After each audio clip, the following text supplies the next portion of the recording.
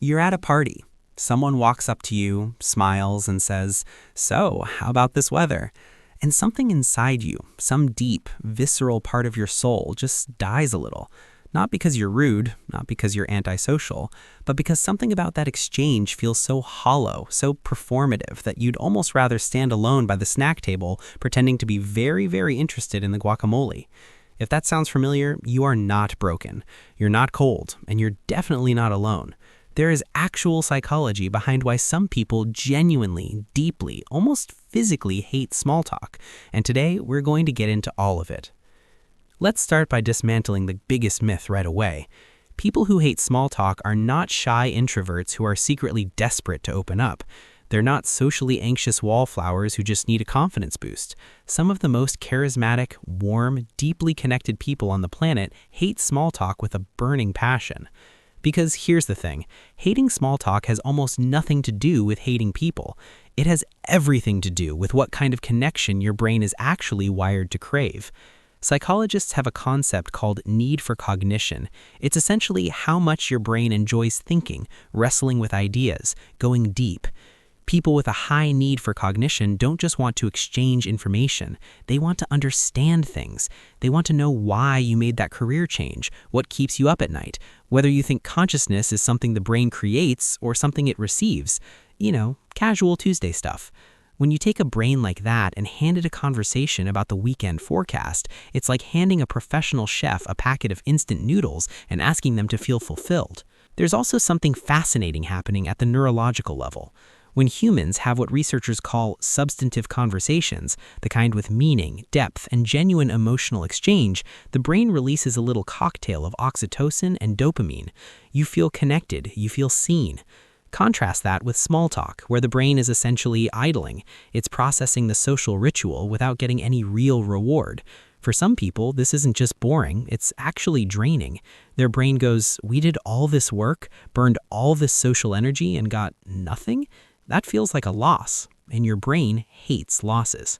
Now here's where it gets even more interesting. There's a psychological concept called authenticity sensitivity. Some people have a very finely tuned inner radar for when an interaction feels genuine versus when it's just performance. Small talk, by design, is performative.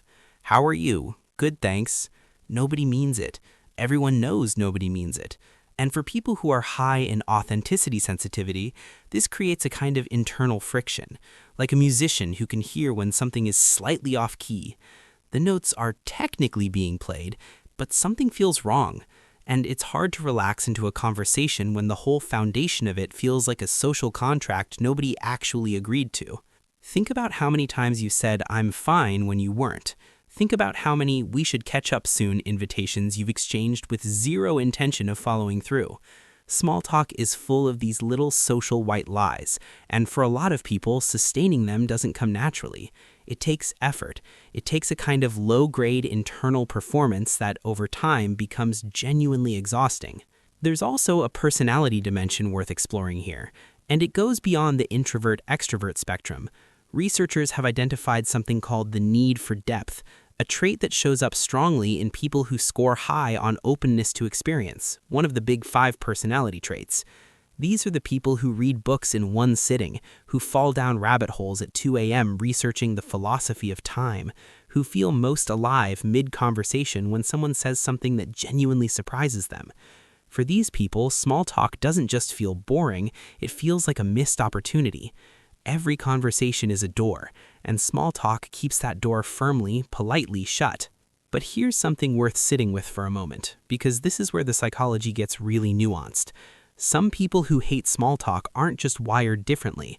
Some of them learned at some point that surface-level interaction is unsafe, that being known is dangerous, that depth in the wrong hands makes you vulnerable.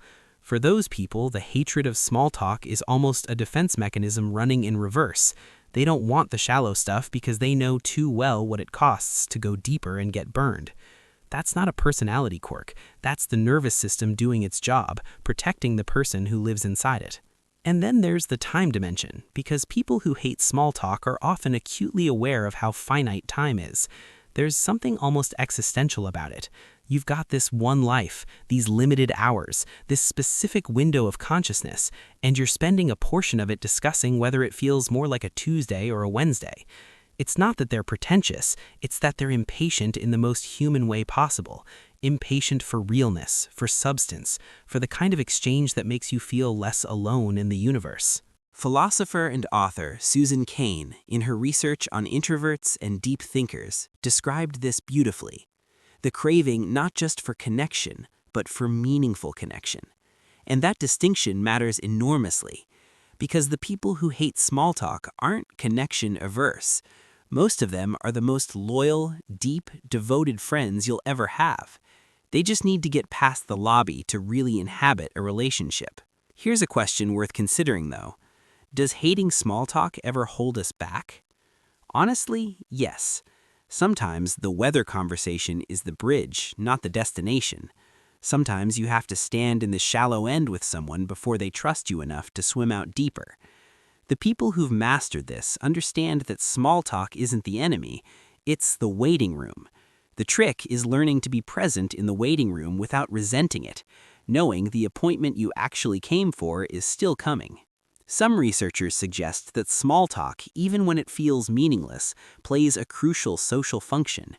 It's the brain's way of calibrating safety, of saying, I see you, you see me, we are not threats to each other.